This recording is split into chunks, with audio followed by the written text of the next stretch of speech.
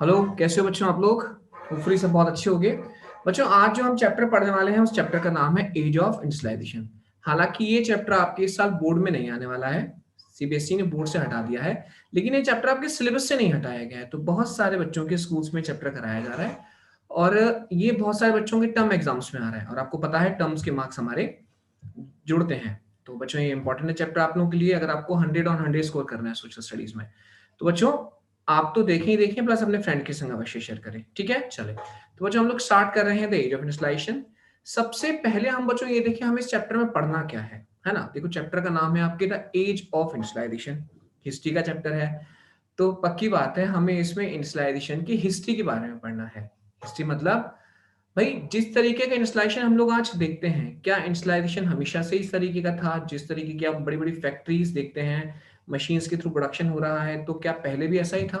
इस चैप्टर में हमें पढ़ना है। बच्चों, दो पार्ट्स चैप्टर कंप्लीट करने वाले हैं हम लोग। ये दो पार्ट्स में, मतलब दो पार्ट्स में दो वीडियोस की बात नहीं कर रहा हूँ। काफी बड़ा चैप्टर है, सारे चैप्टर्स आपके हिस्ट्री के काफी बड़े बड़े होते हैं। कोशिश करेंगे 6-7 वीडियोस में कंप्लीट हो जाए। दो पार्ट्स का मतलब है हमें इसमें एक इंस्टॉलेशन के बारे में पढ़ना है, यूरोप के बारे में, कि भाई यूरोप में किस तरीके से इंस्टॉलेशन हुआ। दूसरा हमें पढ़ना है हमारी कंट्री इंडिया के बारे में। ओके, तो दो पार्ट्स में चैप्टर रहने वाला है आपका। पहला पार्ट यूरोप का है आपका, दूसरा पार्ट आपका इंडिया का रहेगा। तो मैं आपको बता दूंगा कब यूरोप का पार्ट आपका कंप्लीट हो रहा है, उसके बाद कब इंडिया का स्टार्ट हो रहा है। वैसे आपको भी पता लग ही जाएगा। तो चलो हम लोग स्टार्ट कर रहे हैं द एज ऑफ इंडस्ट्रियलाइजेशन। बच्चों, ये रिवीजन नहीं कर रहे हैं हम लोग, ये चैप्टर हम लोग पूरा कंप्लीट करने वाले हैं। इसके बाद में रिवीजन की वीडियोस भी डालने वाला हूँ हर चैप्टर के, लेकिन ये चैप्टर हम लोग पूरा डिटेल में लाइन बाय लाइन पढ़ने वाले हैं। चलो ठीक है, हम लोग स्टार्ट कर रहे हैं द एज ऑफ इंडस्ट्रियलाइजेशन। देखो, सबसे पहले बच्चों आपको एक पिक्चर दिख रहा होगा इसमें। इस पिक्चर का नाम है डॉन ऑफ द सेंचुरी। ठीक है, चलो इसके बारे में हम लोग रीड करते हैं। और बिकॉज ये आपके स्कूल्स में आने वाला है, तो ज्यादातर इसमें से एमसीक्यूज आएंगे, क्योंकि बहुत सारे बच्चों के ऑनलाइन एग्जाम्स होने वाले हैं। शायद ही मुझे लगता है कि किसी का एग्जाम ऑफलाइन होगा, लेकिन कल जैसा पेपर में मैंने पढ़ा था कुछ बच्चों के एग्जाम्स ऑफलाइन भी हो सकते हैं, तो क्वेश्चंस भी आएंगे इसमें से। तो अच्छे से देखें। चलो देखते हैं हम लोग। इस पिक्चर का नाम क्या था हमारे, dawn of the century. Publish by ET Paul music company. किसने पब्लिश किया है? Publish by ET Paul music company. Detail में पढ़ना है क्योंकि एमसीक्यूज आ सकते हैं इसमें से। न्यूयॉर्क और इंग्लैंड में पब्लिश हुआ था ही 1900 में। चले देखते हैं हम लोग इस पिक्चर की डिटेलिंग करते हैं। आपको याद होगा जो फर्स्ट चैप्टर हम लोगों ने पढ़ा था नेशनलिज्म इन यूरोप, तो उसमें भी एक पिक्चर दिया हुआ था, उस पिक्चर की भी डिटेलिंग की गई थी। तो यहाँ पर इस पिक्चर की हम लोग डिटेलिंग करते हैं। देखें, इन 1900 a popular music publisher E.T. Paul produced a music book that had a picture on the cover page announcing the dawn of the century. Dawn of the century. Dawn मतलब होता है जो रात खत्म हो चुकी है और सुबह नहीं हुई है, उस समय को हम लोग बोलते हैं डॉन। मतलब ना पूरे तरीके से अंधेरा है, ना पूरे तरीके से उजाला हुआ है। ओके, उस समय को हम लोग बोलते हैं डॉन। तो आपने सुना होगा डॉन एंड डस्क। डॉन जो होता है वो सुबह स्टार्ट होने से जस्ट पहले का समय होता है, और डस्क होता है आपका रात होने से जस्ट पहले का समय। मतलब आपका दिन ढल चुका है लेकिन रात नहीं हुई है। ठीक है, तो जिस तरीके से शाम और रात जहां पे मिलते हैं, हल्का हल्का अंधेरा है, हल्का हल्का उजाला है, उसको डस्क बोलते हैं। ऐसे सुबह का होता है हल्का हल्का उजाला हो चुका है और हल्का हल्का अंधेरा, उसे हम लोग बोलते हैं डॉन। मतलब एक नई शताब्दी का उदय हो रहा है, एक तरीके से कह सकते हैं, dawn of the century. As you can see from the illustration, at the centre of the picture is a goddess like figure, the angel of progress. आपको दिख रहा है इसमें पिक्चर में कि एक गॉडेस लाइक फिगर, एक देवी जैसी फिगर खड़ी हुई है ना, एक लेडी खड़ी हुई है। तो उन्हें बोला गया the angel of progress. Okay, the angel of progress bearing the flag of new century. अगर आप उनके हाथ में देखेंगे तो उनके हाथ में एक छोटा सा फ्लैग है जिस पर लिखा हुआ है new century. She is gently perch on a wheel with wings symbolising time. ठीक है, देखो हम देखते हैं, पिक्चर को भी देखते जाते हैं। उनके हाथ में छोटा सा एक फ्लैग है जिस पर लिखा हुआ है न्यू सेंचुरी। शायद वो किसी और लैंग्वेज में लिखा हुआ है। और वो फिर एक व्हील पर खड़ी हुई हैं, जेंटली खड़ी हुई हैं व्हील पर। एकदम जेंटली मतलब बड़े आराम से या सॉफ्ट तरीके से, मतलब एकदम वो चढ़ी नहीं हुई हैं, जेंटली खड़ी हुई हैं वो व्हील पर। और उसमें आप देख रहे हैं विंग्स लगे हुए हैं। ठीक है, तो क्या शो कर रहा है, ये क्या शो कर रहा है? Her flight is taking her into the future. जो उनकी फ्लाइट है उन्हें कहाँ ले जा रही है? वो फ्यूचर में ले जा रही है। Floating about behind her are the science of progress, railway, camera, machines, printing press and factory. उनके पीछे जो प्रोग्रेस के साइन दिखाई दे रहे हैं, है ना, रेलवे है, कैमरा है, मशीन्स है, प्रिंटिंग प्रेस है और फैक्ट्री है। देखो आप देख पा रहे होगे। ओके, ये आपकी रेलवे है, फिर आपकी ये पीछे कैमरा दिखाई पड़ रहा है। ओके, तो ये सब ये है कैमरा। तो इस तरीके से सारी चीजें मशीन्स, ये प्रोग्रेस के साइंस दिखाए गए हैं उसमें। चलो आगे चलते हैं हम लोग। This glorification of machine and technology is even more marked in a picture which appeared on the page of a trade magazine over 100 years ago. लगभग 100 साल पहले एक और इस तरीके से क्या किया गया, ग्लोरिफिकेशन ऑफ साइंस, साइंस को बड़ा चढ़ाकर बताया है, साइंस का गुणगान करना। तो पूरा और अच्छे से दिखाई पड़ता है एक और मैगजीन में जो लगभग 100 साल पहले पब्लिश किया गया था। It shows two magicians.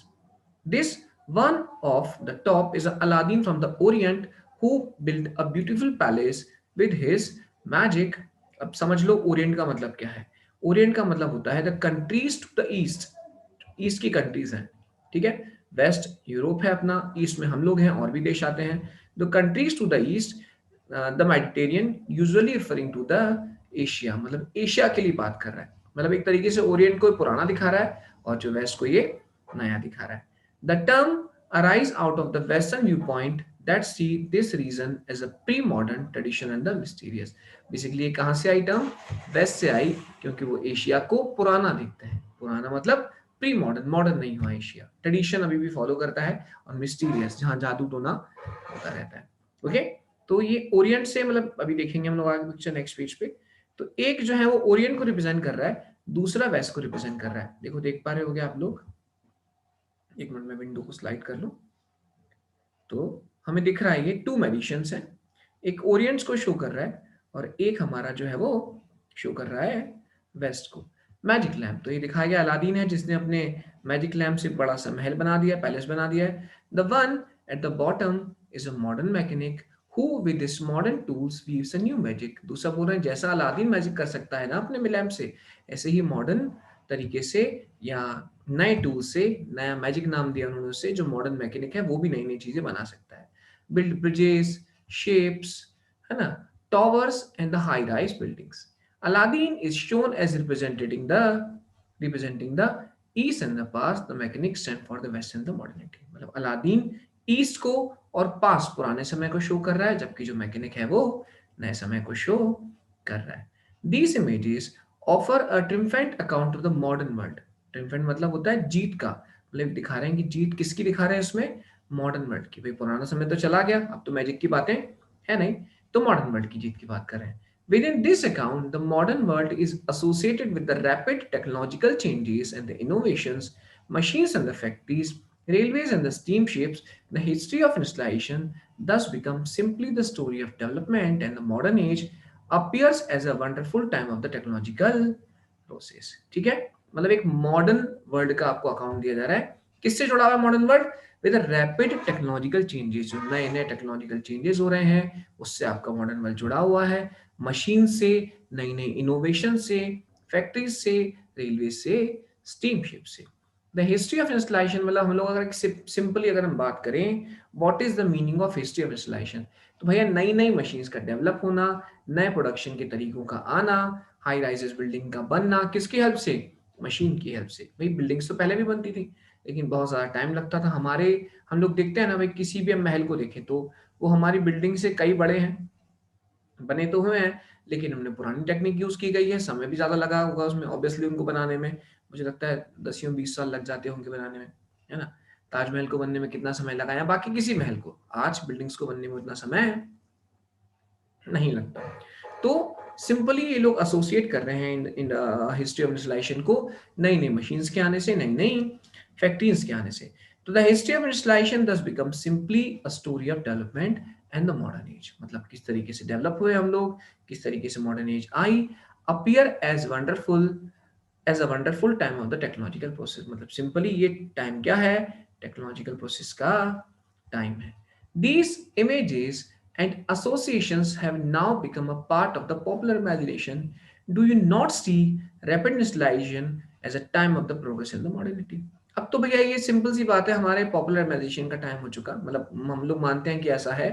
अब आपको थोड़ी लगता है कि भैया ये प्रोग्रेस और मॉडर्निटी का साइन है, जब किसी के सामने, फॉर एग्जाम्पल जैसे मेरे सामने मान लो नई नई कार आई, मतलब जब मैं था, मान लो मैं इतना पुराना लगी नहीं हूँ, है ना, जब मैं था बचपन में तब भी कारें थी, ठीक है, आपके पेरेंट्स छोटे रहे होंगे तब भी कार थी, बहुत कम थी। जब किसी के सामने पहली बार कार आई होगी तो उसे लगा होगा यार ये तो कुछ अचंभा है यार, ये मॉडर्निटी है कुछ ही। लेकिन आज हमें किसी फैक्ट्री का लगना लगता है इस कॉमन बात है, कुछ मॉडर्निटी का साइन तो नहीं दिखाई पड़ता ना। हाँ, कुछ नया आ जाए तो लगता है यार बड़ी मॉडर्न चीज आई है। ठीक है, जैसे जिनके सामने स्मार्टफोन्स आए, जैसे हमारे सामने स्मार्टफोन्स आए, आप लोग तो अपने बचपन से देख रहे हैं, हमारे सामने स्मार्टफोन्स आए या मोबाइल फोन्स आए तो लगता था यार कुछ नई चीज आ गई, क्योंकि हमारे समय ये चीजें नहीं थी। Okay.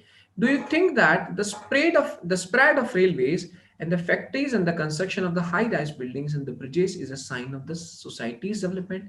क्या आपको लगता है रेलवेज का फैलना, फैक्ट्रीज का लगना, construction of the high rises building, नई नई बिल्डिंग्स का आना एंड द ब्रिजेस, बड़े बड़े ब्रिजेस का बनना सोसाइटी के डेवलपमेंट का साइन है?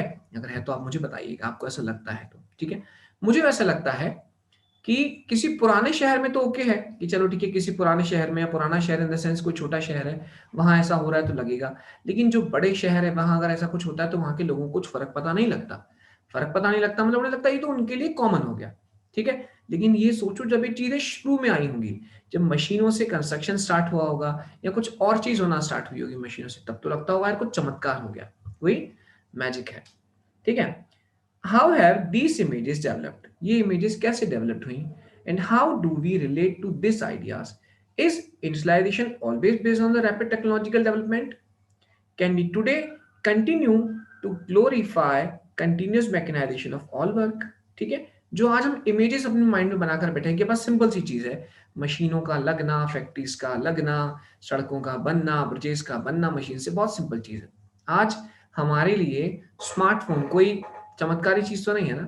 लेकिन अगर आज से हम 15 साल पहले किसी गांव में किसी को स्मार्टफोन दिखाते तो वो बोलता है क्या यार ये, मतलब क्या चमत्कार है, इस पे गाने भी चल जाते हैं, मूवीज भी चल जाती है, सब हो जाता है, तो चमत्कार होता है ना उसके लिए। ठीक है, लेकिन आज जो रैपिड टेक्नोलॉजिकल डेवलपमेंट हो रहा है हमारे लिए कोई जादू की चीज नहीं है, हमारे लिए कॉमन हो गया है। Can we today continue to glorify continuous mechanisation of work? क्या आज भी हम ग्लोरीफाई करते हैं, अरे यार क्या चमत्कार हो रहा है, मशीनों से सारा काम हो रहा है? नहीं, आज हम नहीं करते।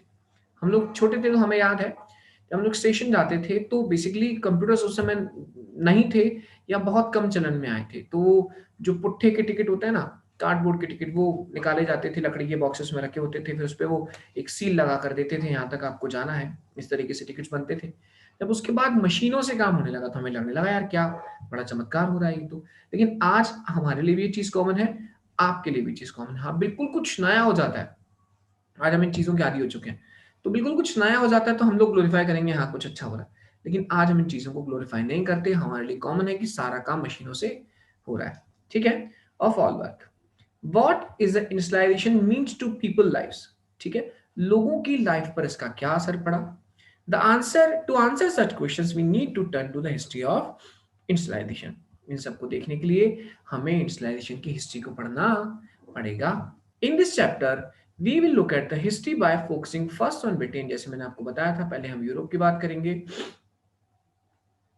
By focusing first on Britain, the first industrial location nation, and then India, where the pattern of the industrial change was conditioned by the colonial rule। क्योंकि हमारे यहाँ जो इंडस्ट्रियल चेंज आया वो कॉलोनियल रूल, ब्रिटिशर्स के rule के समय आया, और दुनिया में सबसे पहले इंडस्ट्रियलाइज होने वाली कंट्री थी ब्रिटेन। ठीक है, अगर आपको पता हो सबसे पहले इंडस्ट्रियल रेवोल्यूशन कहीं हुआ तो वो कहाँ हुआ था? ब्रिटेन में हुआ था। आपसे पूछ सकते हैं 1 मार्क्स में। ओके, उसके बाद हम लोग इंडिया की स्टडी करेंगे कि इंडिया में किस तरीके से आया। चले बच्चों, हम चैप्टर का अपने फर्स्ट पार्ट स्टार्ट करते हैं। बिफोर द इंडस्ट्रियल रेवोल्यूशन, जब इंडस्ट्रियल रेवोल्यूशन नहीं हुआ था उससे पहले किस तरीके से प्रोडक्शन होता था मार्केट के लिए? ऐसा तो नहीं है उस समय मार्केट के लिए प्रोडक्शन नहीं होता था, बिल्कुल होता था, लेकिन हम लोग देखेंगे उस समय प्रोडक्शन मार्केट के लिए कैसे होता था। चले तो हम लोग स्टार्ट कर रहे हैं। All too often we associate industrialization with the growth of the factory industry. When we talk of the industrial production, we refer to the factory production. When we talk of the industrial worker, we means factory worker. History of industrialization very often begin with the setting up of the first factories। ठीक है, हम सब लोग क्या करते हैं, अगर हमसे कोई भी बात करें इंडस्ट्री की तो सिंपल सी बात हमारे दिमाग में आता है, कोई बड़ी सी जगह पे बड़ी थी मशीन्स लगी होंगी, बहुत सारे वर्कर्स काम कर रहे होंगे, सबके दिमाग में ही आता है। बहुत सारे बच्चों ने, आप लोगों ने इंडस्ट्रीज देखी होंगी। यहाँ जो मालनपुर है अपने पास में, तो मालनपुर में कैडबरी का बहुत बड़ा प्लांट लगा हुआ है, बहुत सारे बच्चों को लेकर जाया गया होगा एजुकेशनल टूर पे, किसी और फैक्ट्रीज में, तो आप लोगों ने देखा होगा। तो हमें जब भी हम बात करते हैं इंडस्ट्रीज की, तो हमको सबको क्या लगता है कि इंस्टॉलेशन का सिंपल सा मतलब है फैक्ट्री, इंडस्ट्री।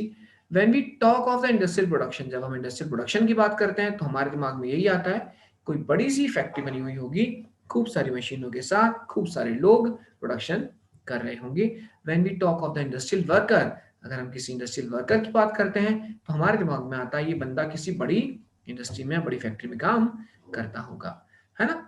ओके, तो हिस्ट्री ऑफ इंडस्ट्रियलाइजेशन, हम लोग जनरली हिस्ट्री ऑफ इंडस्ट्रियलाइजेशन कहाँ से समझेंगे भैया, जब पहली फैक्ट्री या कुछ शुरुआती फैक्ट्रीज लगी होंगी हमारे हिसाब से, तब इंडस्ट्रियलाइजेशन की हिस्ट्री वहां से स्टार्ट हुई। नहीं यार, लेकिन ये थोड़ा सा गलत है।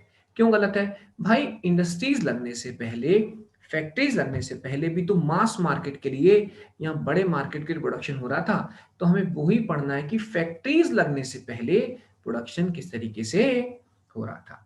चलो ठीक है, हम लोग आगे देखते हैं। There's a problem with such idea. Even before factories began to dot the landscape in the England and Europe, there was a large-scale industrial production for the international market. This was not based on the factories. Many historians now refer to this phase of the installation as a proto-installation. ठीक है, तो थोड़ी सी problem है इस idea के संग। मैंने आपको पहले ही बताया कि बड़ी बड़ी फैक्ट्रीज आने से पहले, है ना, डॉट द लैंडस्केप, जब उन्होंने इंग्लैंड की खाली जमीनों को, लैंडस्केप को, यूरोप की खाली जमीनों को भर दिया, there was a large scale industrial production. तब भी, उससे भी पहले, मतलब फैक्ट्री आने से पहले बड़े लेवल पर प्रोडक्शन होता था इंटरनेशनल मार्केट के लिए। This was not based on the factories. भाई फैक्ट्रीज थी नहीं, बड़ी मशीन्स थी नहीं, तो ऑब्वियसली फैक्ट्रीज और मशीन्स पर बेस्ड तो नहीं था। तो बहुत सारे जो हिस्टोरियंस हैं इस टाइम को बोलते हैं प्रोटो इंडस्ट्रियलाइजेशन, मतलब इंडस्ट्रियलाइजेशन से पहले का फेस, उसे क्या नाम दिया गया है?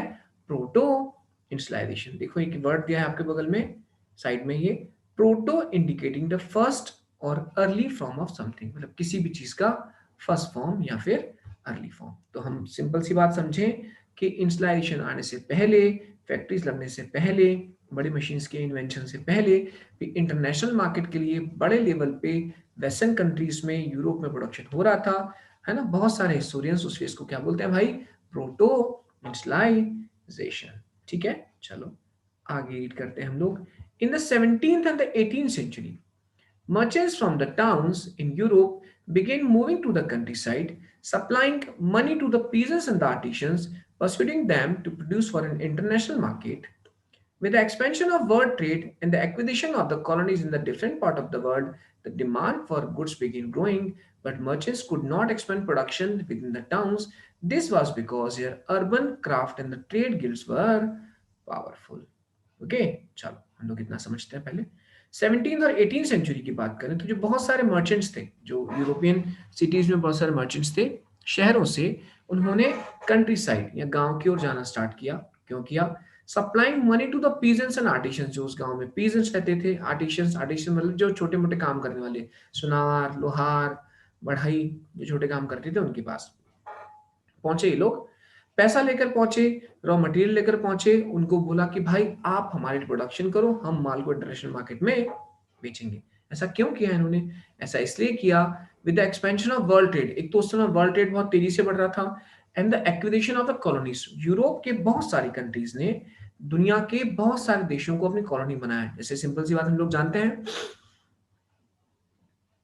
कि ब्रिटिशर्स ने इंडिया को अपनी कॉलोनी बनाया था, और भी दुनिया के बहुत सारे देशों को बनाया था। तो केवल ब्रिटिशर्स ऐसा नहीं कर रहे थे, फ्रेंच भी ऐसा कर रहे थे, पोर्चुगीज भी ऐसा कर रहे थे, जर्मन भी ऐसा कर रहे थे, सब लोग ऐसा कर रहे थे। तो जिन कॉलोनीज में ये लोग जा रहे थे, फॉर एग्जाम्पल इंडिया में आए, तो इंडिया में इन्होंने देखा कि भैया इंडिया तो थोड़ा सा यूरोप के कंपैरिजन में या वेस्ट कंट्री के कंपैरिजन में बैकवर्ड है, पिछड़ा हुआ है, तो वहां पर हम अपना माल बेच सकते हैं। तो वो लोग अपना माल बेचने लगे। बेसिकली आपको पता होगा, हमारे ईस्ट इंडिया कंपनी आई थी, ब्रिटिशर्स की ईस्ट इंडिया कंपनी आई थी, और वो आए किस लिए थे? आए ही ट्रेड करने के लिए थे शुरुआत में। बाद में उन्होंने हम पर कब्जा कर लिया, या बाद में उन्होंने अपनी कॉलोनी बना लिया, लेकिन शुरुआत में वो क्यों आए थे भाई? हमें हमारे यहाँ ट्रेड करने के लिए आए थे। ठीक है बच्चों, आज भी ईस्ट इंडिया कंपनी एग्जिस्ट करती है, आज भी है ईस्ट इंडिया कंपनी। अगर आप लोग चाहो तो उसके बारे में थोड़ी सी रिसर्च करना, आज भी ईस्ट इंडिया कंपनी है, गूगल पे आपको पता लग जाएगा कौन उसका इस समय मालिक है। ठीक है, अब बेसिकली चल रही है वो। अब ये तो नहीं है कि वो ट्रेड करते हैं, लेकिन एक वो लीगेसी बनी हुई है, पुरानी तो बनी हुई है वो। ठीक है, तो वर्ल्ड ट्रेड बढ़ रहा था, तो जो वहाँ के ट्रेडर्स थे उनको माल बेचने का मौका मिल रहा था। बहुत सारी यूरोपियन कंट्रीज ने एशिया की कंट्रीज को या और कंट्रीज को कॉलोनी बनाया और अपना माल वहाँ बेचना स्टार्ट किया। अब सप्लाई तो चाहिए ना, तो बहुत सारे जो ट्रेडर्स थे यूरोप के, उन्होंने माल बेचना स्टार्ट किया। लेकिन माल बेचना है तो माल बनाना भी तो पड़ेगा। तो बनाने की माल की दिक्कत ये थी, क्या दिक्कत थी? दिक्कत ये थी कि वो लोग शहरों में प्रोडक्शन नहीं कर सकते थे। क्यों नहीं कर सकते थे? रीजन ये था, डिमांड्स की, गुड्स की डिमांड्स तो बढ़ रही थी, but the merchants could not expand production with in the towns. This was because your urban craft and the trade guilds were very powerful. यहाँ पे गिल्ड्स बनी हुई थी, क्राफ्ट क्राफ्ट पर्संस की, और ट्रेड गिल्ड्स बहुत पावरफुल थी। मैं आपको ग्रिड का एग्जांपल देता हूँ कि what is the meaning of grid, क्या होता है। एक मेरी फेवरेट मूवी है, शायद आप लोगों ने भी देखी हो, गुरु। एक गुरु साउथ इंडियन मूवी है। मैं साउथ इंडियन मूवी की बात नहीं कर रहा हूँ, मैं हिंदी मूवी की बात कर रहा हूँ, जिसमें अभिषेक बच्चन ने रोल प्ले किया था, है ना, एक बहुत बड़े बिजनेसमैन का। तो बोलते हैं, ऐसा कहा जाता है कि वो धीरूभाई अंबानी की लाइफ पर बेस्ड थी, ऐसा कहते हैं, लूजली बेस्ड थी। हालांकि ऐसा कुछ बोला नहीं गया था, लेकिन बोला जाता है कि वो धीरूभाई अंबानी की लाइफ पर बेस्ड थी। तो उसमें होता क्या है कि अभिषेक बच्चन अपने गाँव से शहर में आते हैं, कुछ पैसा लेकर आते हैं अपने साथ, तो बहुत सारा मतलब जो भी लेकर आते हैं पैसा, और यहाँ पर आकर वो कपड़े का ट्रेड करना चाहते हैं। लेकिन वो बोलते हैं कि नहीं भैया, कपड़े वालों की एक एसोसिएशन है, आपको उस एसोसिएशन से परमिशन लेनी पड़ेगी, तब आप व्यापार कर पाएंगे, नहीं तो आप व्यापार नहीं कर पाएंगे। ठीक है, तो वो बहुत चक्कर लगाते हैं, जो भी उनके हेड होते हैं उनके ऑफिस में चक्कर लगाते हैं, बार बार उनको परमिशन नहीं मिलती। तो आप समझ सकते हैं ये एक गिल्ड की तरह काम कर रहा है। जैसे फॉर एग्जाम्पल आज मुझे कपड़े का कुछ काम करना है, फॉर एग्जाम्पल मुझे लगता है यार बहुत साल हो गए पढ़ाते पढ़ाते, 20-25 साल हो गए, अब मुझे कुछ काम करना चाहिए और कपड़े का काम करना है, तो कोई गिल्ड नहीं है ना रोकने वाली, मैं काम चालू कर सकता हूँ अपना, और जिस तरीके से करना चाहूँ, जिस भी तरीके से करना चाहूँ मैं काम कर सकता हूँ। तो उस समय क्या था, गिल्ड्स बनी हुई थी। जब हम बात कर रहे हैं पहले की मूवीज को, हम लोग अब असाइड करते हैं, पहले की तो गिल्ड्स बनी हुई थी। गिल्ड्स क्या होता था, ये जो थी लोकल रूलर से या जो भी कुछ होता था, जो अथॉरिटी वाला पर्सन होता था, उससे परमिशन ले लेते थे। फॉर एग्जाम्पल जैसे मैंने गिल्ड बना ली, टीचर्स की गिल्ड बना ली, मैं गया, जो भी लोकल रूलर थे या लोकल अथॉरिटी थी, उनसे परमिशन ली कि साहब हम गिल्ड बना रहे हैं टीचर्स की, और हमें परमिशन दे दीजिए। उन्होंने कहा ठीक है। तो अब जिन जिन टीचर्स को मैं इस गिल्ड में परमिशन दूंगा वही पढ़ा पाएंगे। ठीक है, तो मैं अपने फ्रेंड्स को, अपने मिलने वालों को परमिशन दे दूंगा। कोई भाई रोहन नाम का लड़का आता है, उसको पढ़ाना है, वो बोले मुझे पढ़ाना है, तो मैं बोलूंगा नहीं नहीं, परमिशन नहीं मिलेगी तुम्हें, ये एलिजिबिलिटी नहीं है, ये नहीं है, ऐसा नहीं है, वो नहीं है, जो भी मैं उसे कंडीशन बता दूंगा। हो सकता है मैं उससे पैसा भी खा लूँ, रिश्वत ले लूँ, हाँ कि भैया इतना पैसा दे दो, या फिर मैं अपने भाई बंधुओं को, अपने दोस्तों को गिल्ड की परमिशन दे रहा हूँ। ऐसा किया क्यों जाता था? ऐसा इसलिए किया जाता था कि कंपटीशन को कम रखा जाए। तो अब ये मर्चेंट्स शहर में आके प्रोडक्शन कैसे करें? भाई माल तो इंटरनेशनल बेचना है, लेकिन शहर में प्रोडक्शन कर नहीं सकते, क्योंकि जो प्रोडक्शन करके देंगे क्राफ्ट पर्सन जो बनाने वाले हैं वो भी इनकी गिल्ड में है, तो उन्होंने गिल्ड बना रखे, नए लोगों को बिजनेस में आने का मौका ये देंगे ही नहीं। चलो हम लोग अब पढ़ लेते हैं, कुछ ज्यादा डिटेलिंग कर दी मैंने इसकी। तो these were the associations of the producers that trained craft person, जो क्राफ्ट पीपल को ट्रेन करते थे, मेंटेन कंट्रोल ऑफ प्रोडक्शन, ये लोग प्रोडक्शन पे कंट्रोल करते थे, कितना बनेगा, कैसे बनेगा, regulated competition in the prices, competition को रेगुलेट करते थे, नए लोगों को आने नहीं देंगे, प्राइसेस भी फिक्स करते थे, and restricted the entry of the new people into the trade, नए लोगों को बिजनेस में आने से रोकते थे। Rulers granted different guild the monopoly right to the produce and the trade in the specific products। मैंने कहा लोकल जो रूलर होता था, जो भी अथॉरिटी वाला बंदा होता था, उस समय तो रूलर होते थे, तो ये लोग रूलर्स से परमिशन ले लेते, जैसे भी गिफ्ट दे के, बना के, चापलूसी करके, बड़ा आसान होता था उनको बनाना। ठीक है, वो लोग खुश हो जाते थे ना, तो परमिशन दी, जाओ हमने परमिशन दी। तो मोनोपोली राइट, मोनोपोली मतलब हमारी गिल्ड ही काम करेगी पढ़ाने का, हमारी गिल्ड ही काम करेगी गोल्ड बेचने का, या हमने गिल्ड बनाई, हमारी गिल्ड काम करेगी कपड़ा बेचने का, या शू मेकिंग का काम हमारी गिल्ड करेगी, मतलब अलग अलग गिल्ड्स बनाकर परमिशन ले ली जाती थी। It was therefore difficult for the new merchants to set up business in the towns, so they turned the countryside। तो जो नए बिजनेसमैन थे या नए ट्रेडर्स थे, उन लोगों के लिए शहरों में बिजनेस जमाना बड़ा मुश्किल था, तो वो लोग क्या करते थे, शहरों के बाहर प्रोडक्शन करवाते थे, फिर उसे इंटरनेशनल मार्केट में बेच देते थे। बड़ा मुश्किल था शहरों में। कुछ क्वेश्चन हो तो आप कमेंट में पूछ सकते हैं, मैं आपको आंसर दे दूंगा। ठीक है, तो in the country side poor peasants and the artisans began working for the merchants. As we have seen in the textbook last year, this was a time when open fields were disappearing and the commons were being enclosed. Cottagers and the poor peasants who had earlier depended on the common lands for their survival, gathering the firewood, berries, vegetables, hay, and the straw, had to now look for the alternate source of income। ठीक है, अगर आपको last year का याद हो, थोड़ा सा अगर आपको याद हो, एक चैप्टर था आपका पीजेंट्स एंड द फार्मर्स, अगर आपको याद हो उसमें कि ये वो समय था, जो हम लोग बात कर रहे हैं 17-18 सेंचुरी की, ये वो समय था जब गाँव से कॉमन्स डिसअपीयर होने लगे थे। कॉमन्स क्या होता था? गाँव के बाहर खूब सारी खाली ज़मीनें पड़ जाती थी, जिस पर जंगल या जो भी पेड़-वेड़ उग जाते थे। तो जो छोटे किसान थे जिनका प्रोडक्शन कम था, कभी उनकी फसलें खराब हो गई, तो वो कुछ कॉमन लैंड्स पर डिपेंडेंट थे। घर के लिए लकड़ी लाने के लिए, फ्रूट्स तोड़ना हो, अपने जानवर्स को चराना हो, है ना? तो ये उस पर डिपेंडेंट थे। अब हुआ ये कि जैसे-जैसे इंटरनेशनल मार्केट में प्रोडक्शन की डिमांड बढ़ी या प्रोडक्शन बढ़ा, चीज़ों की डिमांड बढ़ी, तो जो गाँव के ताकतवर लोग होते थे ना, दमदार लोग होते थे, उन्होंने कॉमन्स को घेरना स्टार्ट किया। जो भी जैसे भी फॉर एग्ज़ाम्पल व्हीट की डिमांड बढ़ी, तो कॉमन्स को घेर कर गरीब किसान कुछ बोलेगा नहीं, मैं गाँव का ताकतवर आदमी हूँ, मैंने ज़मीन को घेरा, कॉमन्स को साफ करवाया, उसमें व्हीट उगाना चालू कर दी। क्यों? क्योंकि इंटरनेशनल मार्केट के लिए मुझे व्हीट भेजनी है। या फॉर एग्ज़ाम्पल वूल की डिमांड बढ़ी, तो मैंने कॉमन्स को क्लियर करवा के उसपे बहुत सारी शीप्स पाल ली और प्रोडक्शन बढ़ा दिया वूल का। ठीक है? तो इससे होता ये था कि वो लोग ज़्यादा पैसा कमा पाएँ, इसलिए कॉमर्स को घेरते थे। लेकिन गरीब लोगों के लिए समस्या हो गई, जिनके पास ज़मीनें कम थी, प्रोडक्शन कम होता था, तो अब वो लोग भी सोच रहे थे कुछ यार अल्टरनेटिव सोर्स मिल जाए हमारे को इनकम का। क्योंकि ना हम यहाँ से वेजिटेबल्स ले सकते हैं, ना बेरीज़ ले सकते हैं, हे एंड स्ट्रॉ मतलब घास अपने जानवरों के लिए ले सकते हैं, तो क्या करें? तो वो लोग भी कुछ अल्टरनेटिव सोर्स जो छोटे किसान थे, वो लोग देख रहे थे इनकम के लिए। Many had a tiny plots of land which could not provide work for all members of the household. अब बहुत सारे जो ये किसान थे ना, इनके पास छोटे-छोटे से ज़मीनें होती थी और इस ज़मीन से पूरे परिवार का गुज़ारा चल नहीं पाता था। So, when merchants came around and offered advances to produce goods for them, peasants' household eagerly agreed. जब पहुंचे ना ये मर्चेंट्स उनके पास पैसे लेकर कि लो भैया एडवांस लो, तुम कच्चा माल लो, जो हम बोल रहे हैं तो हम बना कर दो। तो एक तरीके से उनकी लॉटरी लग गई। तो जो वो काम ढूंढ रहे थे, वो काम उनके पास खुद आ गया। By working for the merchants they, है ना? अब मर्चेंट्स के लिए काम करके क्या फायदा था इनको? They could remain in the country side. ये लोग कंट्री साइड में रह सकते हैं, मतलब इन्हें कहीं जाने की जरूरत नहीं है, अपने घर पे बैठ के काम कर सकते हैं। And continue to cultivate their small plots, अपने छोटे प्लॉट्स पर काम भी कर सकते हैं, प्लस आराम से जो दूसरा काम इनको मिल रहा है प्रोडक्शन का, कपड़े बनाने का, वो भी काम भी कर सकते हैं। Income from the proto industrial production supplemented their shrinking income from the cultivation. It is allowed them a fuller use of their family labor source. ठीक है? मतलब जो अपना काम कर रहे थे वो कर ही रहे हैं, प्लस इनको एक काम और घर बैठे मिल गया। अभी अपनी पूरी फैमिली का, भाई बेटे को किसी काम में लगा दिया, भाई तुम्हारा काम कपड़े को रंगना है, अपनी मदर को कुछ और काम दे दिया, मदर बूढ़ी है एक जगह बैठ के काम कर रही हैं, फादर को कुछ और काम दे दिया, पत्नी को कुछ और काम दे दिया, खुद खेत पे काम कर रहे हैं, खेत के आने के बाद भी काम कर सकते हैं, मतलब इनको कहीं जाना नहीं है, अपने खेत की देखभाल भी हो रही है, जो काम पहले करते थे वो भी कर रहे हैं।